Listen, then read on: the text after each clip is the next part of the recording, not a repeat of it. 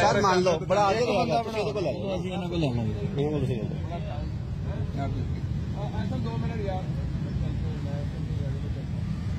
आगे ने चेहरा नजर आ गया, बस थोड़ा काम हो गया जी। कुछ भी नहीं हो रहा, चलो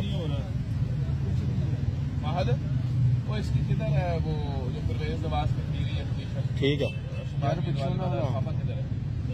अगली भी दिखानी है, तो वो लेना नहीं है क्या करना। बस एक ही वो बनाई इन्होंने ना, मेन क्लिप एक ही सीगा, बस यही ਤੁਹਾਡੇ ਕੰਮ ਦਾ, ਬਾਕੀ ਕੋਈ ਨਹੀਂ ਕੰਮ ਦਾ। एक मिनट, वो वकीलों वाला ही है क्लिप ਜਿਹੜਾ वो भी दिखा दियो ना। नहीं बस ठीक है, हो गई गल सर। आता जो मेन क्लिप देता सर गिरफ्तारी वाला दे रहा, वाला नहीं लेना सर। नहीं उन्होंने की करना है, बस एक मिनट रुक वाला आ गया जी। एक मिनट रुक जाओ यार, एक मिनट रुक जाओ यार से अपने चैनल पे भिजवानी भजन।